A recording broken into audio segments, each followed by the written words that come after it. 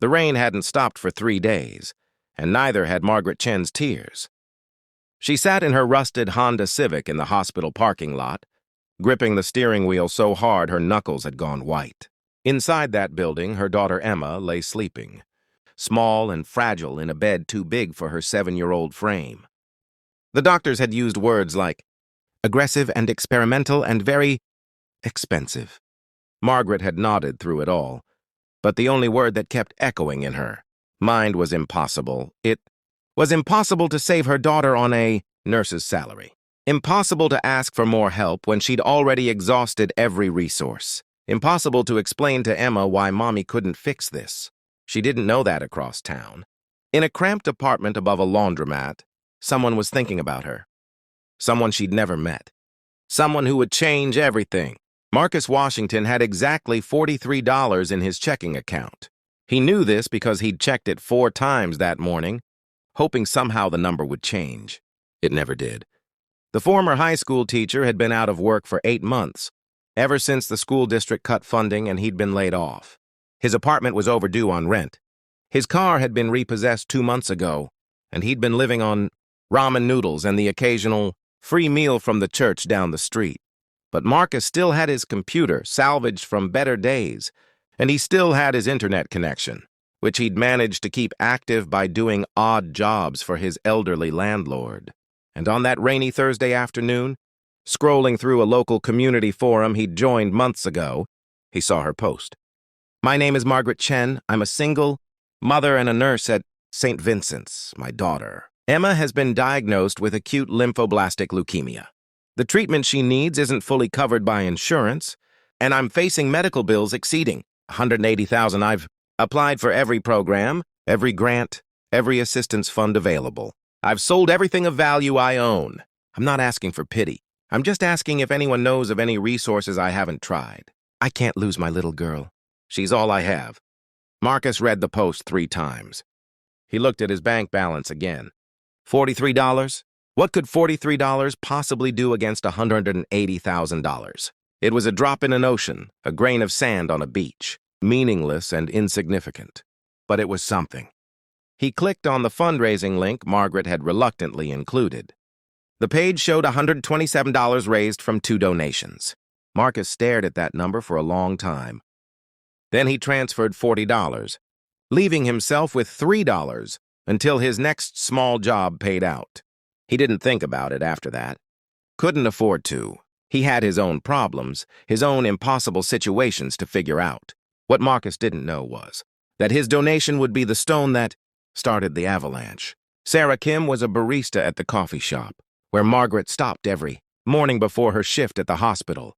She'd noticed Margaret's exhaustion, the way her smile had faded over the past few weeks, how she'd started ordering just black coffee instead of her usual latte to save money. When Sarah saw the updated fundraiser post the next morning, shared by someone else in the community forum, she recognized Margaret's name immediately. Sarah wasn't wealthy.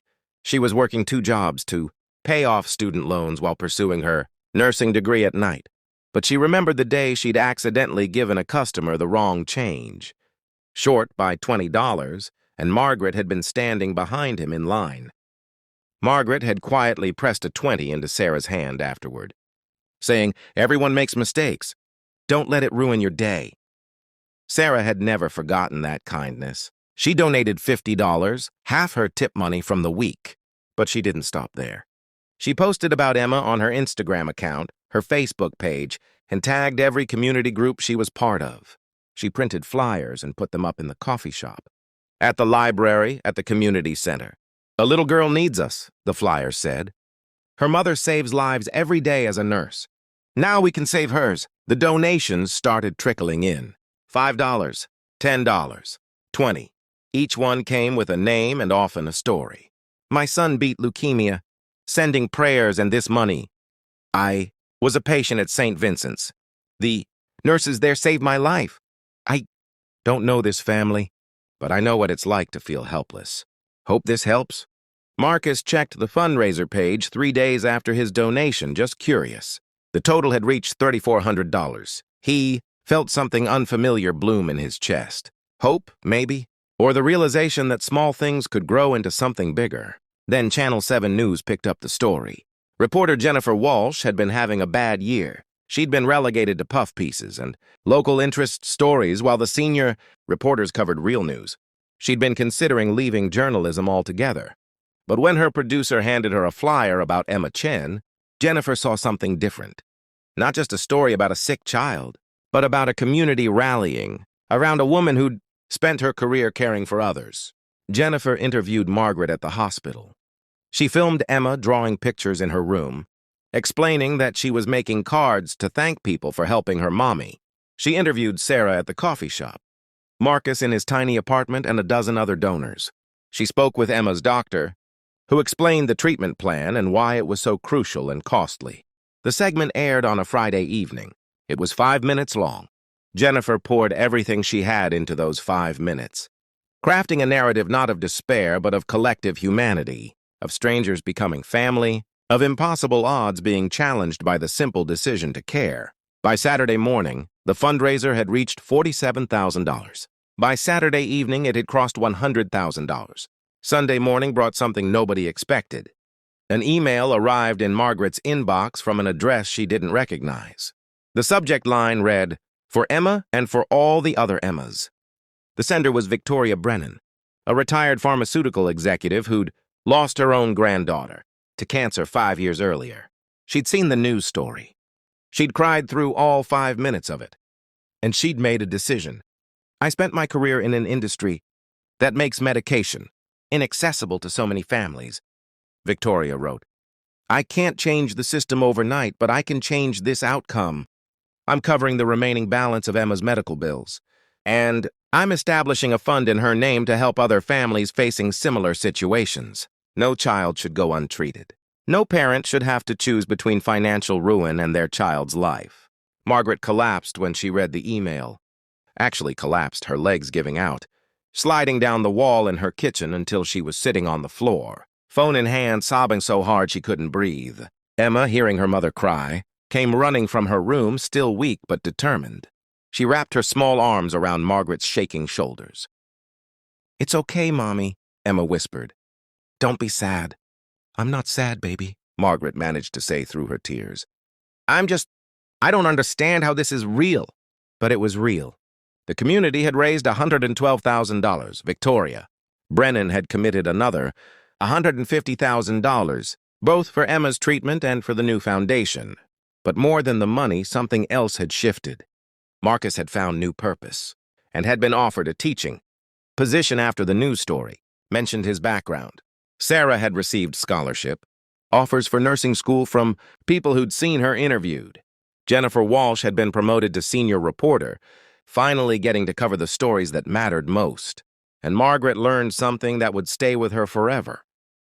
That asking for help wasn't weakness, and that humanity's greatest strength was its capacity for collective compassion. 6 months later, Emma's hair was starting to grow back.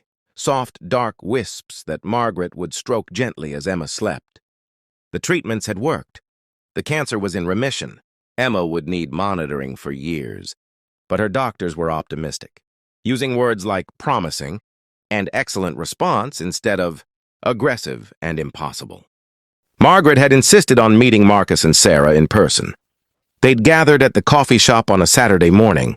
Strangers who'd become forever, connected by a moment of need and countless acts of kindness. Marcus had brought Emma a book about space exploration. Sarah had made her a special hot chocolate with extra marshmallows. "I don't know how to thank you," Margaret had said, her voice breaking. "Either of you. All of you." Marcus had shaken his head. "I gave $40. Barely anything." "You gave first," Sarah had replied quietly. "That matters." And it did matter, because Marcus's $40 had said that Emma was worth helping. It had said that the amount didn't matter, only the act itself. It had given permission for others to give what they could, to believe that their small contribution might combine with others to create something miraculous. Victoria Brennan's foundation had already helped 12 other families. Jennifer Walsh's follow-up stories had inspired similar initiatives in 3 other states. Emma had returned to school where she'd started a kindness club, encouraging kids to do small good things for others. The ripple effects continued outward. touching lives in ways that could never be fully measured or understood. Margaret kept Marcus's donation receipt framed in her living room. $40. The amount didn't matter anymore, had never really mattered. What mattered was what it represented. The choice to help when you have almost nothing to give. The decision that someone else's suffering matters more than your own comfort. The belief that small acts can become mighty when multiplied by compassion.